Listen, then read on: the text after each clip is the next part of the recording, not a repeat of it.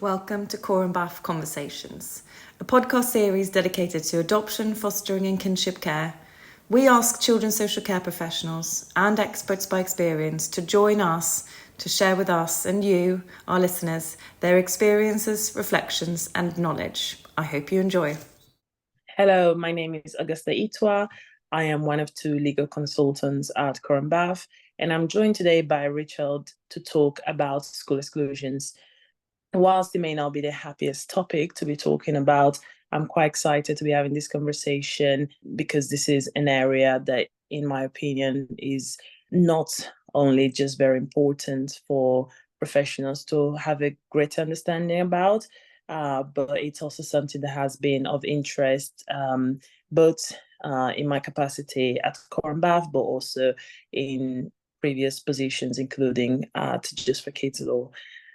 Richard is part of Coram Children's Legal Centre, which promotes and protects the rights of children in the UK and internationally, in line with the United Nations Convention on the Rights of the Child. Today, we'll be discussing the issue of school exclusions, from recent research to the legal framework and practical advice for parents, carers, and guardians navigating this challenging area. Once again, thank you, Richard, for joining us. Would you like to tell us more about yourself and your role? So my name is Richard Shaw.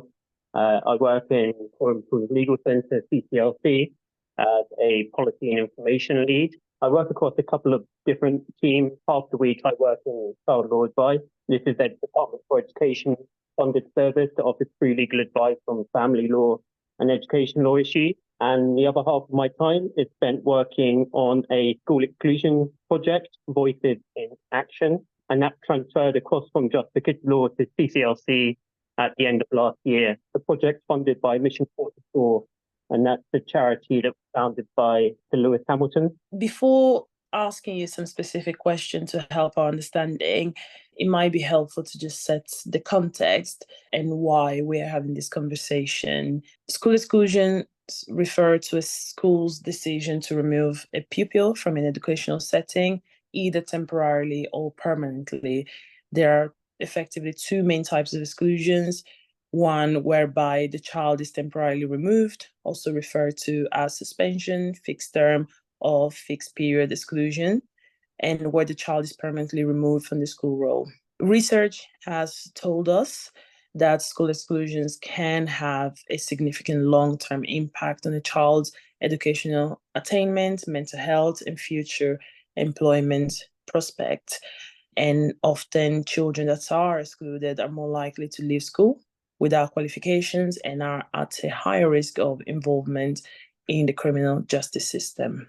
Richard, could you tell us more about what type of work you're doing on the topic of school exclusion in CCLC and Coram, and how can help those impacted by school exclusion? Child law advice, as I mentioned earlier, we offer free legal advice on family law and education law issues. So this includes advising on school exclusion, as well as many other kind of linked education law topics. Our contact details are included on letters that schools are required to send to parents when a child is excluded, and we're also listed in the statutory school exclusion guidance.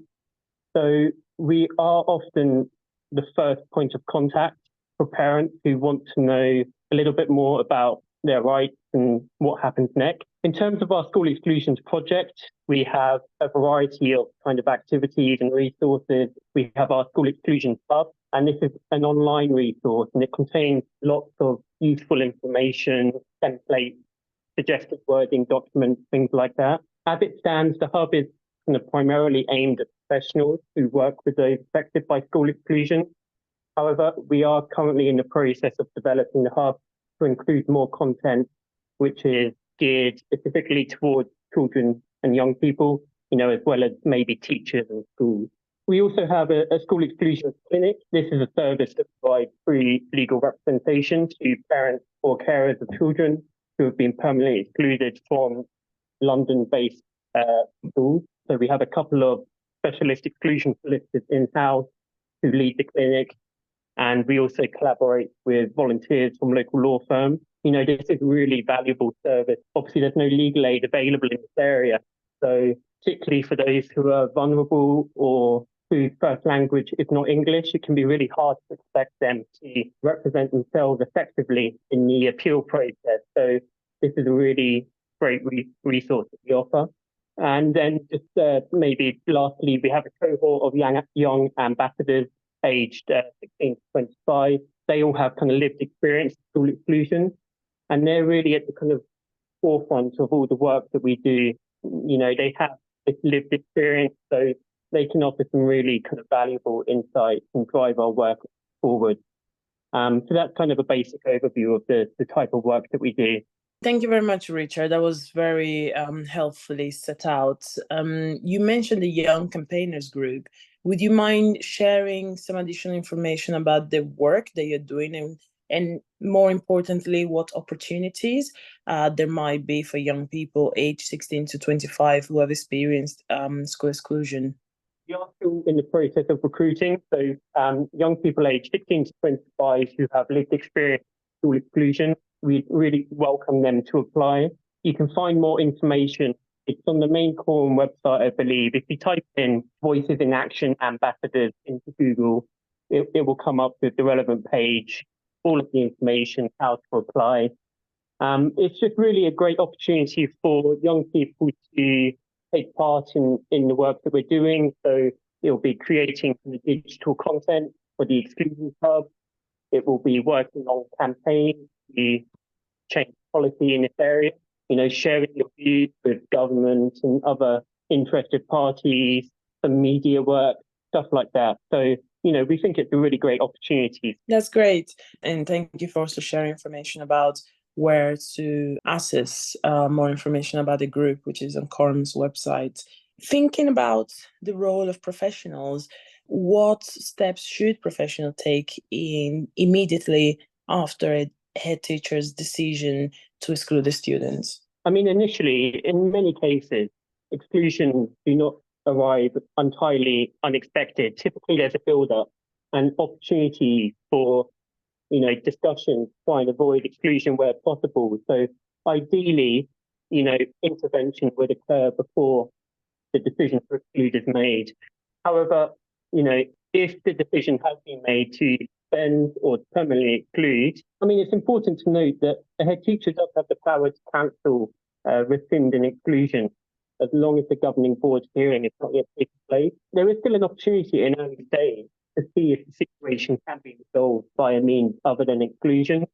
But yeah, if the head teacher is adamant exclusion will go ahead, an important first step would be to gather all relevant paperwork that will help a parent or a carer through the appeal process. So this is likely to include requesting the child's educational records, ensuring that the school issues a formal exclusion letter, that's a legal duty, and ensuring that the family has access prior to the governing board appeal hearing to all of the evidence and information that they have relied on to make its decision. So you'll need really all of this kind of evidence and paperwork in order to make suitable representation. Yeah, and would you say that's quite a fast process within which things are happening after the exclusion process is initiated? It can be. The timescales do depend a little on whether the child was permanently excluded or whether they were suspended. But for example, with a permanent exclusion, the governing board has to convene the hearing within 15 school days.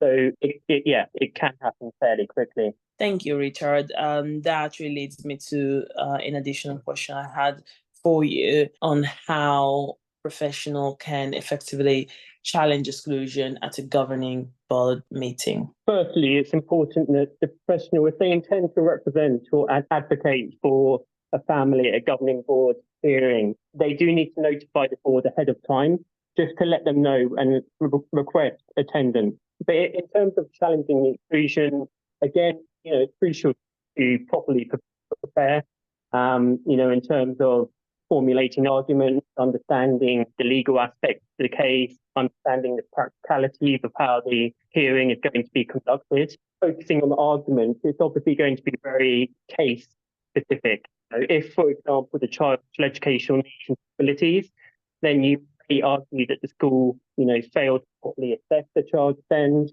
or they failed to provide adequate support, then this led to or contributed to the exclusion. So you'd be kind of approaching it from a disability discrimination angle. Head teachers should really always consider vulnerabilities such as SEND, mental health, whether the child's a looked after child. They should always be considering that before making the decision to exclude. And, if you can demonstrate that this wasn't considered, it's not part of their argument or their evidence, then this is something that, can be challenged. Thank you. Thank you for that thorough response. Could you talk a little more about the second stage of the appeal process? And with that, I mean the independent review panel, which would be the next stage after the governing board meeting. This is the second stage. So yes, basically, if the governing board decides to uphold the decision to permanently exclude, the parents or carers have the option of taking the case to the independent review panel, the IRP. And the IRP, it doesn't have the power to direct the governing body to reinstate and exclude the pupil. However, where they find that the governing body's decision is flawed, it can recommend that the governing body reconsider their decision, or it can quash the decision and direct the governing body to consider the exclusion again. So the IRP, they consider kind of public law principles as part of the review process. So they'll look at illegality, irrationality, procedural impropriety. So it is quite a complicated stage, and it's particularly difficult for parents or carers who is representing themselves. The latest exclusion statistics reveal that very few parents and carers escalate an appeal to the IRP. So there is clearly a lack of kind of engagement and confidence with this stage of the process. CCLC have actually recently been involved in a landmark case in the High Court where we've been arguing that legal aid should be available for this particular stage of the appeal process. We're kind of yet to hear an outcome of that case, but that would be really welcome if legal aid was reinstated. Which is the conflict, really, the lack of access to professional legal advice. However, a process that's there whereby there is an expectation for children, their families, and professionals to engage with, although the process itself is quite legalistic. Definitely. Yeah, definitely the second stage is particularly legalistic. I'm sure more can definitely be done to revisit this stage of the process and make it more accessible to families who are representing themselves. But as it stands, there are some advice services out there, and we do our best to support people who are going through this process. And would you say that the independent review panel is truly the end of the process, especially in a context where they can't make a decision to reinstate a pupil? However, they can make a recommendation to the governing board, which the governing board may or may not follow. So is that the conclusion of the process, even where perhaps with the governing body not following that decision, it may feel that there is still a lack of resolution? So is there anything more that can be done at that stage, or that really does conclude the process? If they recommend or direct the governing body to reconsider, and the governing body still decide to uphold the exclusion, regardless of what the IRP has said, then typically that is the end of the process, aside from, I would imagine, some form of legal action in the form of maybe judicial review or something like that. But generally, it would be the end of the process. One question I did have was in relation to the additional considerations that are legally required to be taken into account across all of the stages for a particular group of children, including children who are looked after, and in relation to particular ethnic groups which have been found repeatedly to be disproportionately at higher risk of school exclusion. If that's something that you can talk a little bit more about. As you've alluded to, marginalised groups, they're significantly overrepresented in school exclusion. So to give some examples, children from Black ethnic backgrounds, Gypsy women and traveller communities, and children with special educational needs and disabilities are disproportionately excluded from school. It's been a long-standing issue, and even the latest statistics still confirm that it's an issue. I think there are lots of things that could potentially be done to address this disproportionality. For example, the current SEND system is completely broken. That's quite widely acknowledged. And this is a problem which needs to be urgently addressed by the new government. The school exclusion statutory guidance, it talks in quite a general fashion about variation, disparities in school exclusion rates, and that schools and local authorities should be aware of trends. But I think it could be a much stronger and identify the specific cohorts that are disproportionately excluded, and say to schools that they need to be aware that there is this disproportionality affecting these particular groups, and they need to think twice before making a decision to exclude. And broadly, I think one of the most important things to improve on is just diversity, and in particular inclusivity in schools, promoting a culture in which everyone, regardless of their background or characteristics, they feel valued and respected.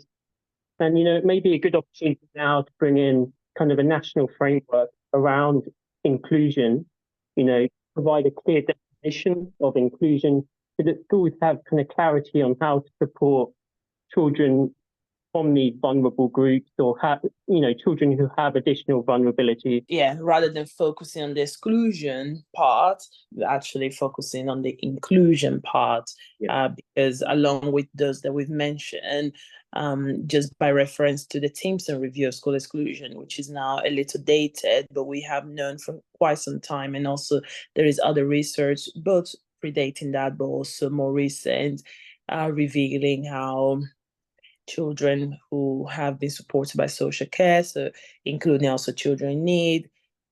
We've spoken about looked after children, but also those that have left care through adoption or guardianship. We've spoken about SEND, but also those that are eligible for free school meals. Along with specific ethnic minorities, in particular Black, Caribbean, Gypsy, Roman traveler children of Irish heritage. So an inclusion that really tries to meet the needs of all these different groups of children who are currently disproportionately represented in the statistics, however, who have great support needs that require quite a thought through inclusion package. And whilst we're on this topic, actually, the DFE, the Department for Education, has recently released some statistics which show alarming rise in exclusion in the year 2022 and 2023, with permanent exclusion jumps 44% in a year. Do you have any more information to share, any more insights and reflection to share about that? They are alarming. Both suspension and permanent exclusions increased significantly from the previous year. We have there were 10,000 permanent exclusions and almost 800,000 suspensions. And as I mentioned, the long-standing trend of certain cohorts being disproportionately excluded was also evident. So obviously these statistics are really concerning. So it makes the work that we're doing in this area and other organisations are doing in this area, it makes it even more important. Which makes this conversation even more important. That, as we're concluding this recording, this conversation, it would be helpful if there was one message that you wanted to convey, to communicate. What would that be in this context? What message would you want to pass on or share, which perhaps is not always so clear and tangible, especially as people find themselves navigating an incredibly complex process at a very difficult time for the child? I think obviously exclusions have a massive impact on children and young people, not just in the short term, but in the long term. The evidence is clear that exclusions have an adverse, impact on a child or young person. So I think it's important that everyone is cognizant of that. I like what you were saying about the impact and the long-term impact, because I can appreciate that when exclusion is imminent or when you're going through the proceedings, there is a lot of focus on the now and then, and perhaps sometimes there isn't much time to think and process about the long-term impact on that child of a decision that is being made now, but also how there is perhaps even a degree of double jeopardy, but a degree of double discrimination when it comes to particular children who are already at risk and who already we know that they might have more challenges as they grow into adults. This just add a layer to that, which is why we ought to get right. Absolutely. I think it's that intersectionality, isn't it? When you've got more than one vulnerability, it can really have a massive impact on a young person. So I would just encourage anyone who's going through this process to really reach out for support from, for example, from our services that we offer, child law advice, and as well as our school exclusions hub. I know that you have lots of resources that can be, that most of them being quite interactive. However, perhaps the first point of call would be to still try and reach out to the child law advice and get some initial understanding if next steps are not so clear. Yeah, absolutely. Well, thank you so much for your time today, Richard. This has been very insightful, and I hope those listening have found it also helpful. And I hope that we have communicated the availability of some of your resources and also of your advice line service, and that can be for some a first point of call if they're involved in the life of a child who is going through this process.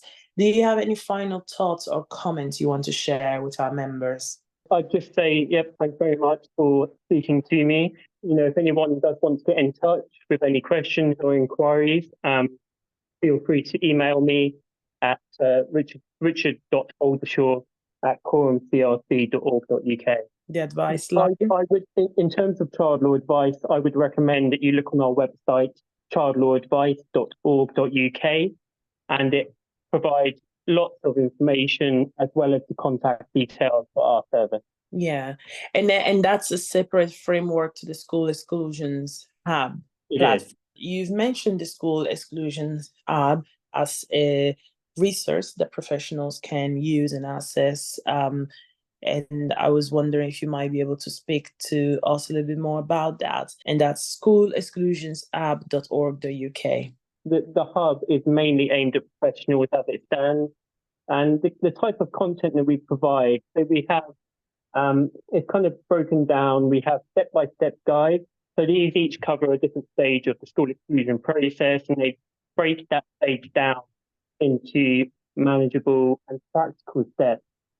And each step is supported by, key information, links to guidance, and downloadable resources.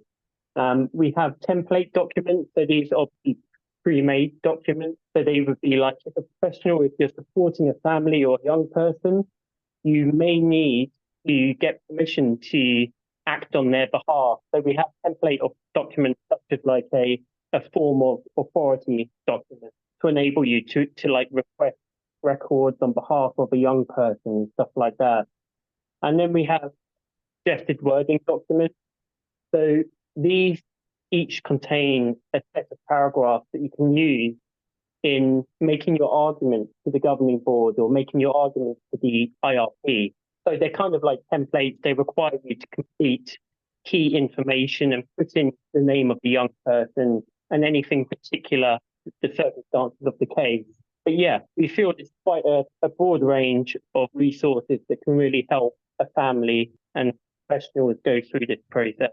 Thank you. And I'm sure people can access that to explore because really is a wealth of resource that has been very carefully collated over many years for it to look like it does now.